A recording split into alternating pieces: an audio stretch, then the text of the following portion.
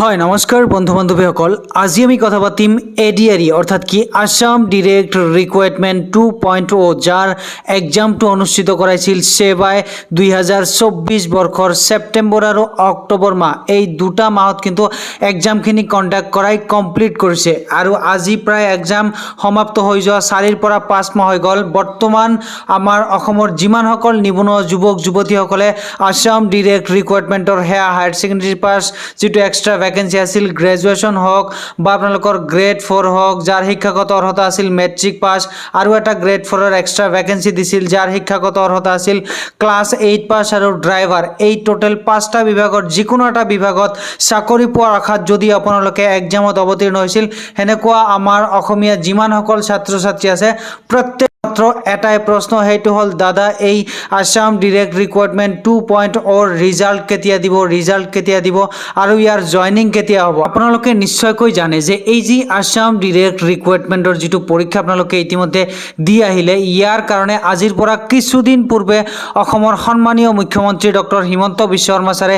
স্পষ্টভাৱে ঘোষণা কৰিছে যে আসাম ডিৰেক্ট ৰিক্ৰুইটমেণ্টৰ যিটো ছিষ্টেমত টোটেল 5 দিনা পৰীক্ষা অনুষ্ঠিত হৈছিল, সেইটো ছিষ্টেমতে এদিন আহিব আপোনালোকৰ এই যিটো হায়াৰ ছেকেণ্ডেৰী পাছৰ এক্সট্ৰাকে ভ্যাকেন্সিৰ কাৰণে এক্সাম হৈছে তাৰ ৰিজাল্টটো বেলেগকৈ আহিব, মেট্ৰিক পাছ যিটো গ্ৰেড 4ৰ ভ্যাকেন্সি আছে তাৰ ৰিজাল্টটো বেলেগকৈ আহিব, ক্লাছ 8 পাছ যিটো এক্সট্ৰাকে 4 গ্ৰেডৰ ভ্যাকেন্সি আছিল তাৰ ৰিজাল্টটো আপোনালোকৰ এক্সট্ৰা আহিব, গ্ৰেজুৱেশ্যন লেভেল যিটো আপোনালোকৰ ভ্যাকেন্সি আছিল তাৰো ৰিজাল্টটো আপোনালোকৰ এক্সট্ৰাকৈ আহিব। আৰু এই ৰিজাল্টটো কোনটো ডেটত আহিব সেইটো কথাও কিন্তু অসমৰ সন্মানীয় মুখ্যমন্ত্ৰী ডক্টৰ হিমন্ত বিশ্ব শৰ্মা ছাৰে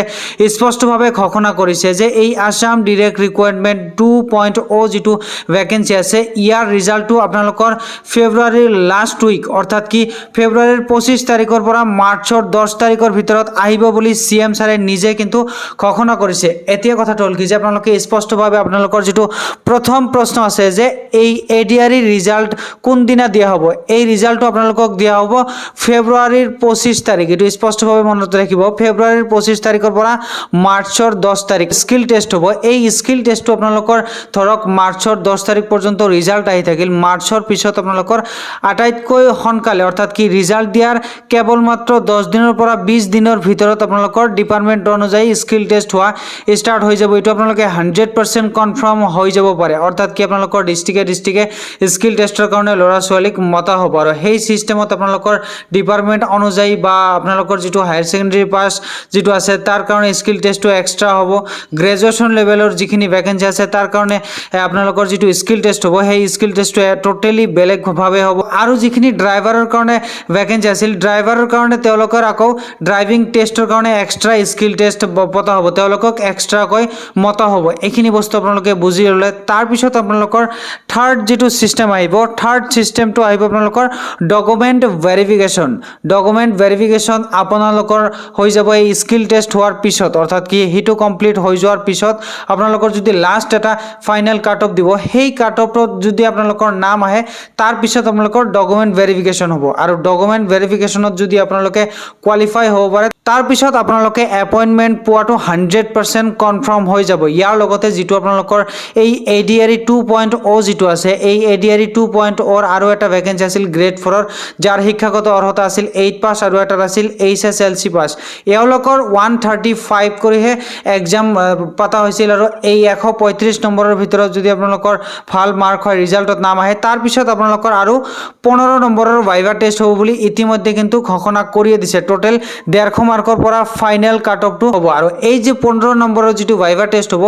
এই ভাইভা টেষ্টটো আপোনালোকৰ 10 মাৰ্চৰ পিছৰ পৰাহে আৰম্ভ হ'ব। আপোনালোকৰ যাৰ শিক্ষাগত অৰ্হতা আছিল HSLC পাছ বা মেট্ৰিক পাছ, তাৰ যিটো ভাইভা টেষ্ট হ'ব সেইটো এক্সট্ৰাভাৱে লোৱা হ'ব, ক্লাছ 8 পাছ যিটো শিক্ষাগত অৰ্হতা আছিল তাৰ ভাইভা টেষ্টটো এক্সট্ৰাকৈ লোৱা হ'ব। আৰু এইবাৰ নতুনকৈ ভ্যাকেন্সি দিয়া হৈছে স্পেচিয়েলি APDCL বিভাগৰ কাৰণে, যাত আপোনালোকৰ শিক্ষাগত অৰ্হতা লাগিছিল মেট্ৰিক পাছ উইথ ITI, ইয়াৰ কাৰণে এক্সট্ৰা স্কিল টেষ্ট ল'ব টোটেল 15 নম্বৰৰ কাৰণে। এইখিনি কাম এটা কৰিবলৈ হ'লে অলপমান সময় লাগিব। এইখিনি কমপ্লিট হৈ যোৱাৰ পিছত এতিয়া আপোনালোকৰ শেষৰ এটা প্ৰশ্ন আহিছে, দাদা আমাৰ জয়নিংটো কোনদিনা হ'ব। চাওক, মই অলপ আগত আপোনালোকক ক'লোঁ প্ৰথমে আপোনালোকৰ ৰিজাল্ট আহিব ফেব্ৰুৱাৰীৰ 25 তাৰিখৰ পৰা 10 মাৰ্চৰ ভিতৰত, তাৰপিছত আপোনালোকৰ ডিপাৰ্টমেণ্ট অনুযায়ী স্কিল টেষ্ট হোৱা ষ্টাৰ্ট হৈ যাব। এই স্কিল টেষ্ট কমপ্লিট হ'ব, তাৰপিছত গ্ৰেড 4ৰ যিটো